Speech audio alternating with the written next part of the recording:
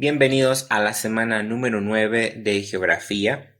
En esta semana vamos a analizar la secuencia número 4, que se titula Relación entre relieves, sismos, volcanes y procesos internos y externos de la Tierra. Ya dejamos un poco de lado las cuestiones básicas de las primeras secuencias y ahora vamos a ir de lleno con un tema muy interesante. El aprendizaje esperado explica la relación entre la distribución de los tipos de relieve, las regiones sísmicas y volcánicas con los procesos internos y externos de la Tierra. Los temas que vamos a tratar o abordar se encuentran en su libro de texto entre las páginas 48 a las 55 y son las placas tectónicas de nuestro mundo, regiones sísmicas y volcánicas en el mundo, sismicidad y vulcanismo en México. Y los énfasis tienen que ver con la identificación de las placas tectónicas, la distribución de las placas tectónicas y su relación con la sismicidad y el vulcanismo, y explicar la sismicidad y el vulcanismo en México. Ahora bien, para poder entender este tema es necesario que ustedes conciban al planeta Tierra, que es donde nosotros vivimos, como un ente viviente. Es algo que tiene vida propia y a veces no lo apreciamos de esa forma, pero en este momento la Tierra se está moviendo en su interior y esa serie de movimientos tiene como consecuencia que se produzcan sismos o que algunos volcanes estén activos. Y obviamente eso nos perjudica porque estamos acostumbrados a tratar de tener un cierto bienestar como humanos o como personas, y cuando ocurren estos sismos o las erupciones volcánicas como tal, pues nos llegan a perjudicar o incluso llegan a dañar nuestra integridad como personas. Básicamente se los podría explicar como cuando se ponen a hervir agua en una olla para cocinar cualquier cosa, y en el momento que empieza a ebullecer, no sé si se diga ebullecer, cuando empieza a hervir, primero es en la parte baja de la olla y empiezan las burbujas a subir a la parte de arriba. Y obviamente tú como espectador o como cocinero estás viendo la olla y no parece que el agua se mueva, pero desde abajo empiezan a subir esas burbujas y llega un momento en donde la capa de arriba se empieza a desestabilizar por tanto movimiento que hay desde la parte baja. Así funciona el planeta Tierra. Tiene muchos movimientos internos que no son visibles a veces para el ojo humano. Sin embargo, llegan a ser visibles cuando ya es un movimiento muy grande, como pudiera ser una erupción volcánica o un sismo. Ahora bien, vamos a pasar con las capas de la Tierra. Esto es muy sencillo. Recuerden que en geografía estamos repitiendo temas que ya vieron en la primaria. Si han comido una rocaleta, que es esa paleta que tiene varias capas, unas de chicle, unas de chile, unas de dulce, bueno, esa es la forma que tiene prácticamente la Tierra. Un centro, que es el núcleo, tiene un núcleo externo, tiene un manto superior y una corteza, que es donde nosotros nos asentamos como seres humanos, y son la corteza es la capa que generalmente se está moviendo y que es la que nosotros sentimos cuando hay un sismo.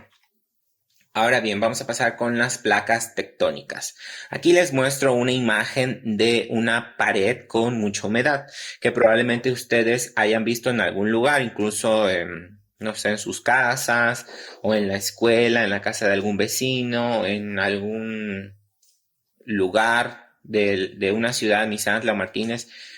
Y es muy interesante porque podemos utilizar esta imagen que encontré en internet como explicación para las placas tectónicas. Si se dan cuenta, hay muchas partes que son rugosas y hay unas partes que son lisas. Aquí se las marco con flechas. La parte baja es una parte que no tiene ninguna modificación y la parte del medio está incluso destruida por la humedad, ¿sí? Entonces, pudiéramos interpretarlo como las zonas que son más propensas a los sismos o a las zonas que son más propensas a los volcanes, a que los volcanes tengan mayor actividad. Y si usamos la imaginación, podemos apreciar que podemos dibujar una línea alrededor de las zonas que se ven más dañadas y ese sería nuestro cinturón de fuego, lo vamos a ver más adelante, que es básicamente una zona con mucha actividad, la zona de mayor actividad sísmica y volcánica en nuestro planeta. Los puntos que les pongo en rojo pudiera ser las zonas que sean más propensas a los sismos, que básicamente aquí se las estoy representando como las zonas que tienen más probabilidad de quebrarse o de romperse. Y si usamos más la imaginación, podemos apreciar que esa línea puede estar plagada de volcanes activos. Ahí se los pongo. Entonces, podemos utilizar algo tan simple como una pared con humedad como una representación de lo que pudiera ser nuestro planeta en las zonas con mayor actividad sísmica y volcánica. Ahora bien, la Tierra no es algo como la pared con humedad. La Tierra se ve como esto. Esta es una representación de nuestro planeta. Ahí vemos los continentes.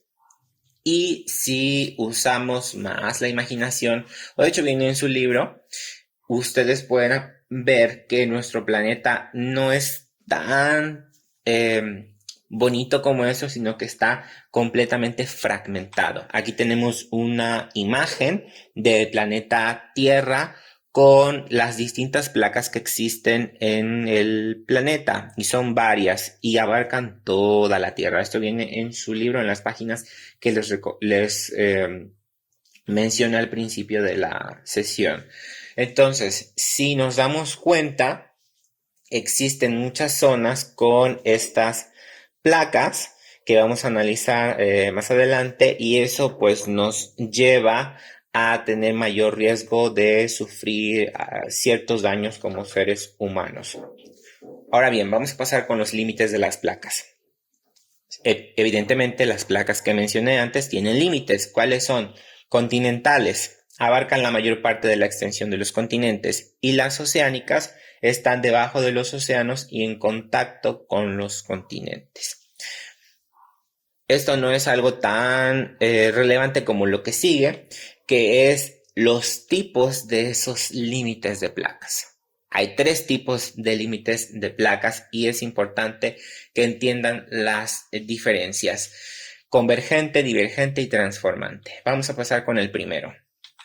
El límite convergente básicamente es que la placa más pesada, que es la oceánica, se introduce debajo de la más ligera, que es la continental, en un proceso llamado subducción. Ahí tomo o retomo una imagen que viene en su libro. Si se dan cuenta, donde se ve el mar, se va metiendo, perdón la redundancia, por debajo de la continental, y esto provoca que hay un momento en donde ya no aguanta tanto la fricción y produce un movimiento de rebote. Si pueden tomar sus manos, alineen su dedo medio de la mano derecha con su dedo medio de la mano izquierda, como si hicieran una especie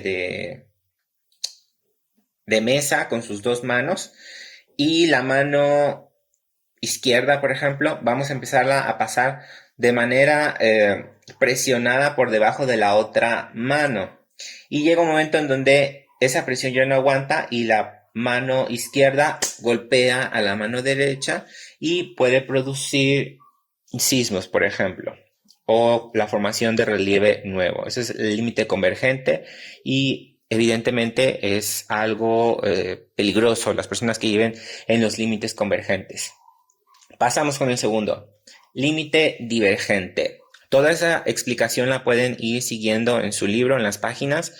Evidentemente no se las puedo explicar tan bien como viene detallado en el libro, porque el video sería muy largo, pero todo eso está explicado en su libro y evidentemente en Aprende en Casa 2 en la programación. El límite divergente es la segunda.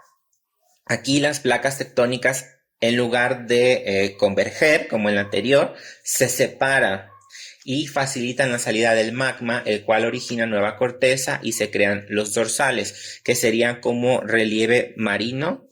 Recuerden, el relieve son las formas que tiene la Tierra y hagan de cuenta que se crean como montañas, pero en el mar. Si hiciéramos el ejemplo con sus manos, pongan sus palmas juntas y empiecen a separar desde las puntas poco a poco en direcciones opuestas. Les quedará como las alas de una mariposa y poco a poco las muñecas empiezan a separar. Y en medio de las palmas va a empezar a brotar surge el magma, que es el que va a ir creando nuevo relieve marino. Y el tercero son los límites transformantes. Aquí las placas no van a ejercer presión ni se separan como en las anteriores. Únicamente se van a desplazar una con respecto a la otra, ¿sí? Si lo pusiéramos con las manos, pongan pues sí, podría ser las palmas una junto a la otra y vamos a mover una hacia la izquierda y la otra hacia la derecha. Este movimiento también puede resultar un poco peligroso, sobre todo para las personas que se encuentran en estos límites, porque me pueden generar la separación de tierra. Y si estamos hablando de una península, como pudiera ser la península de Baja California, en algunos cientos de años, miles de años, pudiéramos tener la formación de una nueva isla, ¿sí? Ahora bien, vamos a pasar con el tema de sismos. El tema de sismos es bastante interesante, es muy largo, incluso le dimos un breve repaso en las primeras semanas cuando hablamos de Fukushima, pero la definición básicamente es un fenómeno de sacudida brusca, como cuando ustedes los despiertan porque se les hace tarde para ir a la escuela. ¿Recuerdan cuando iban a la escuela? Bueno, yo también. Y los sacudían bruscamente de la cama para que se apuraran. Bueno, eso es un sismo, te agarra desprevenido y es pasajero. Afortunadamente no dura tanto tiempo. ¿Qué es lo que se mueve? La corteza. ¿Cuál es la corteza? Recuerden, la rocaleta es la capa exterior, la capa de hasta arriba, que es donde nosotros vivimos. Está relacionada con la actividad tectónica, obviamente, y es producida por la liberación de energía. Los sismos son producidos por la liberación de energía acumulada en forma de ondas sísmicas. Pasamos con el siguiente tema relacionado con sismos, que son las regiones sísmicas. No todo el planeta Tierra está expuesto a estos movimientos bruscos o violentos de la Tierra. Hay zonas que son más susceptibles que otras. La zona más susceptible o las zonas más susceptibles se llama zona sísmica y es algo muy fácil de entender. Es el lugar o los lugares que tienen mayor actividad constante de sismos. Si yo les pregunto qué parte de nuestro país, si es que ven las noticias claramente y pusieron atención en sus clases de geografía de primaria, qué partes del país son las más sísmicas, probablemente ustedes me digan Oaxaca y Guerrero, porque son las zonas que se encuentran en la zona sísmica donde generalmente ocurren sismos diarios, aunque muchos no son perceptibles para el ser humano, pero diariamente está temblando en esas zonas. Ahora bien, la zona penisísmica. Vamos de más a menos.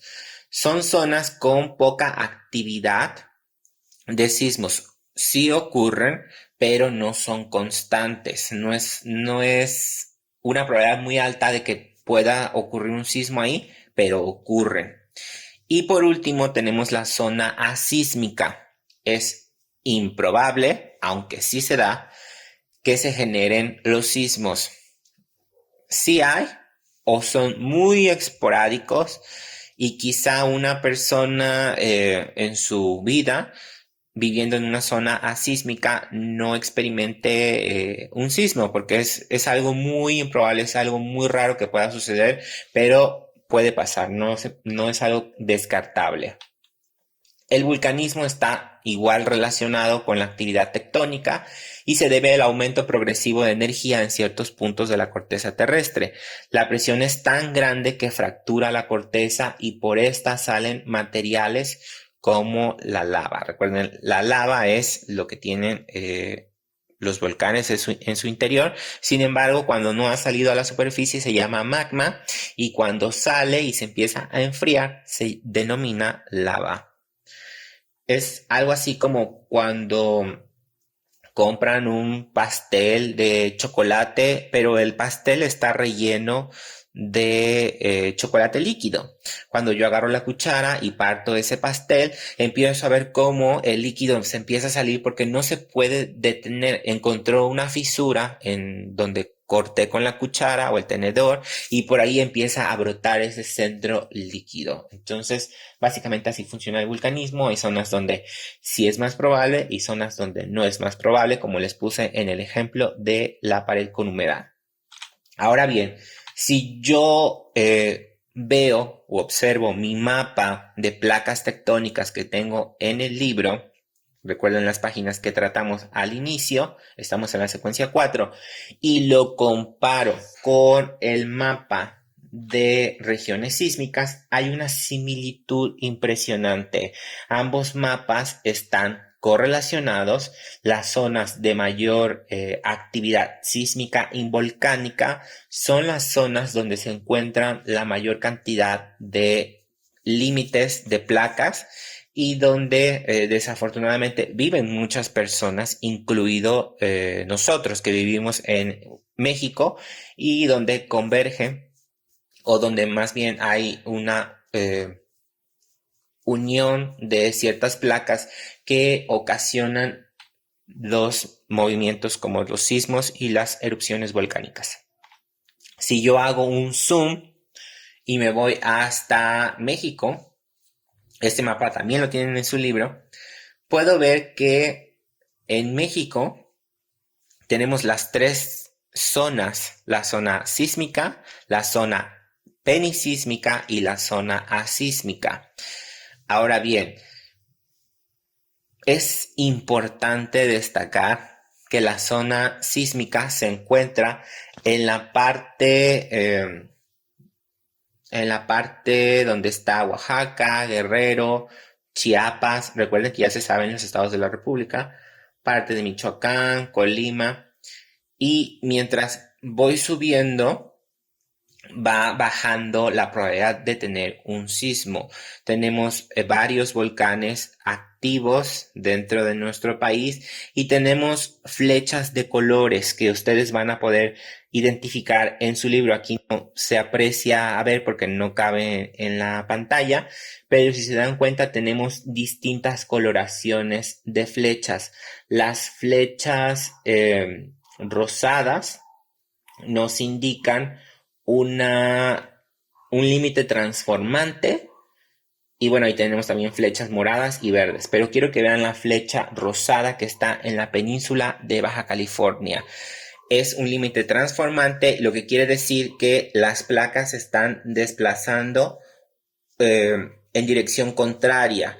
Y esto, como les mencioné, puede llevar en muchos años más que la península de Baja California hasta por donde está San Francisco en Estados Unidos se convierta en una isla.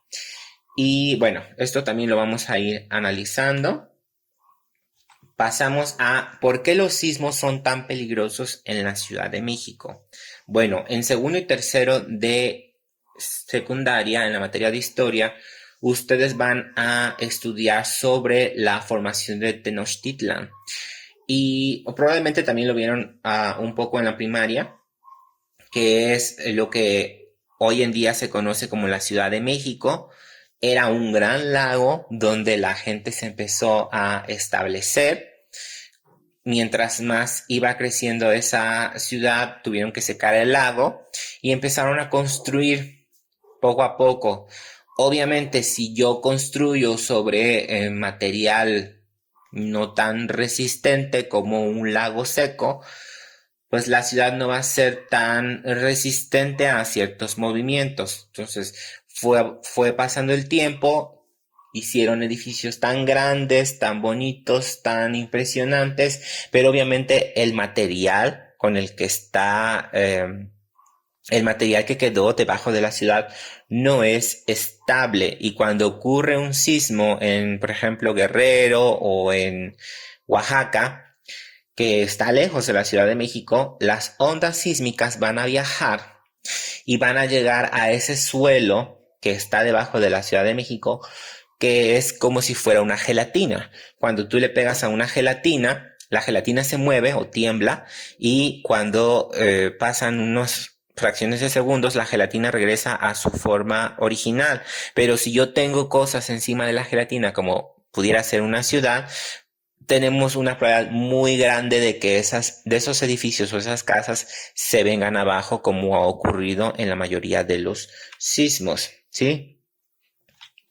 Aquí les presento básicamente cómo era la Ciudad de México hace muchos años y cómo ha ido evolucionando con el paso del tiempo. Obviamente hay mucho desastre cuando ocurre un sismo en ese lugar, por lo que les comenté que el material es el peor para construir una ciudad, pero aún así la gente se establece en esos lugares.